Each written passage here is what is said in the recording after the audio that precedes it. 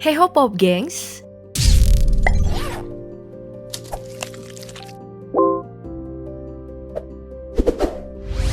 Mario Dandi Satrio atau MDS akhir bulan Februari 2023 menjadi trending topik usai membuat koma seorang pemuda karena alasan romansa. Penelusuran kasusnya melebar ke banyak arah. Yang paling menarik adalah tentang mobil Jeep yang ia kendarai, Rubicon. Dengan nopol B120DEN adalah plat palsu ternyata. Melansir Detik, hal itu dilakukan demi menghindari tilang elektronik yang diduga karena MDS ini tidak taat pajak. Dari sini makin menarik nih, karena MDS ternyata adalah anak dari pejabat tinggi di Ditjen Pajak, Rafael Alun Trisambodo. Dari menarik menjadi seru, karena Detik mengabarkan bahwa Rafael menolak kabar tentang kepemilikan kendaraan mewah itu. Keseruan pun makin menjadi-jadi nih tatkala foto ibu MDS istri Rafael berpose di dekat Jeep yang sama persis dengan yang sering dipamerkan MDS. Melansir Metro Suara, nopol asli Jeep itu adalah B2571PBP. Tim Daftar Populer memasukkan nomor itu ke laman Samsat PKB 2 Jakarta.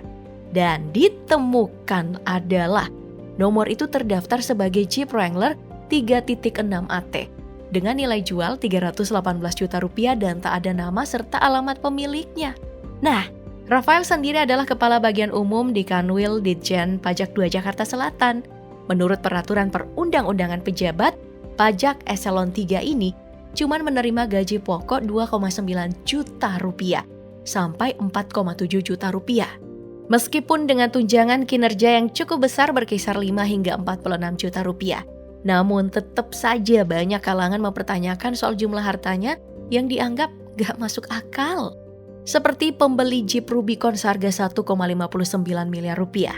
Nah, melansir CNBC, LHKPN Rafael ini tercatat per 31 Desember 2021 adalah 56,1 miliar rupiah. Dengan jumlah segitu, Rubicon bisa kebeli 3 unit lah. Meski menurut Tempo, KPK telah mencurigai kekayaan Rafael ini sejak tahun 2020. Rincian kekayaannya adalah berikut. Tanah dan bangunan senilai hampir 52 miliar rupiah yang menyebar di mana-mana. Paling banyak Dodoe ada di Manado. Alat transportasi dan mesin senilai 425 juta rupiah. Rubicon dan moge yang dipamerkan anaknya tidak masuk dalam laporan. Lalu harta bergerak lainnya 420 juta rupiah. Surat berharga kurang lebih 1,5 M, kas dan setara kas senilai 1,3 miliar rupiah. Lalu harta lainnya hampir 420 juta rupiah. Desember 2022 CNBC melaporkan bahwa Direktur Jenderal Pajak Suryo Utomo mengaku dirinya sebagai ASN dengan bayaran termahal di Indonesia. Dan jajarannya di Direktorat Jenderal Pajak merupakan PNS dengan gaji terbesar. Yang terendah aja Rafael bisa jadi contoh nih ya. Lalu untuk eselon satunya mencapai angka 117 juta rupiah. Karena kasus MDS ini, kekayaan Dirjen Pajak itu pun jadi pembicaraan. Berdasarkan LHKPN terakhirnya melansir iNews, Pak Suryo memiliki total harta 14,45 miliar rupiah, alat transportasi, dan mesin 947 juta rupiah. Kemudian harta bergerak lainnya 1,54 miliar rupiah, kas dan setara kas 2,8 miliar rupiah, dan utang 5 miliar rupiah. Rincian kendaraannya berjumlah 11 unit, yang paling mahal nih adalah mobil Hyundai Tucson minibus tahun 2014, seharga 270 juta rupiah. Sedangkan orang nomor 2, Sekretaris Jenderal Direktorat Jenderal Pajak, Heru Pambudi memiliki total kekayaan 20,7 miliar rupiah.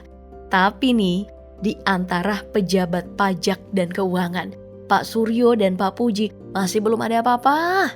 Masih lebih kaya bosnya lah, yakni Ibu Menteri Keuangan, Sri Mulyani yang berharta 58 miliar rupiah. Dan Pak Wakil Menteri Suhasil Nazara dengan total kekayaan lebih banyak nih, 78,7 miliar rupiah.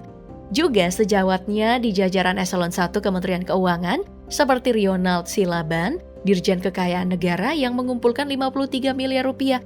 Serta nih Askolani, Dirjen Bea dan Cukai yang punya 43 miliar rupiah. Deretan pejabat Kementerian Keuangan tadi ironisnya bukanlah apa-apa jika dibandingkan 3 PNS berikut ini. Adalah Nurhali, kepala sekolah SMKN 5 Kota Tangerang yang rutin melaporkan hartanya sejak menjabat pada tahun 2019. Dikabarkan, CNBC memiliki total kekayaan 1,6 triliun rupiah. Berdasarkan LHKPN 2022 nih, harta Pak Jokowi saja nggak sampai setengahnya, yakni 50,25 miliar. Rafael saja lebih kaya sedikit dari bapaknya Kaisang itu, Pop Gengs. Bahkan ketika dikabarkan kekayaan Nurhalim menyusut menjadi 803 miliar rupiah. Well, itu pun masih lebih kaya dari Pak Jokowi ya. Meski sebagian besar kekayaannya itu berasal dari warisan keluarga sih. Lalu ada Wakil Camat Setiabudi Jakarta Selatan nih, Jan Hider Oslan P, yang pada tahun 2022 melansir Detik Finance melaporkan harta mencapai 958 miliar rupiah. Beliau juga memiliki transportasi yang terdiri dari mobil dan motor, totalnya 480.500.000 rupiah. Kas dan setara kas sebesar 20 juta rupiah, dan harta bergerak lainnya 25.500.000 rupiah, serta utang yang tercatat 100 juta rupiah. Sayangnya laporan itu salah catat, bukannya 900 miliar rupiah, tapi sebenarnya 900 juta rupiah lebih. Nasibnya sama dengan Kepala Bagian Kesejahteraan Setda Pemerintah Kabupaten Rokan Hulu Riau, Zakirman, yang melansir Okezone melaporkan hartanya pada Februari 2021 berjumlah total nih 1,8 triliun rupiah, berupa 5 bidang tanah dan bangunan. Ada juga 3 unit sepeda motor dan 1 unit mobil dengan total mencapai 324 juta rupiah dan surat berharga senilai 63 juta rupiah.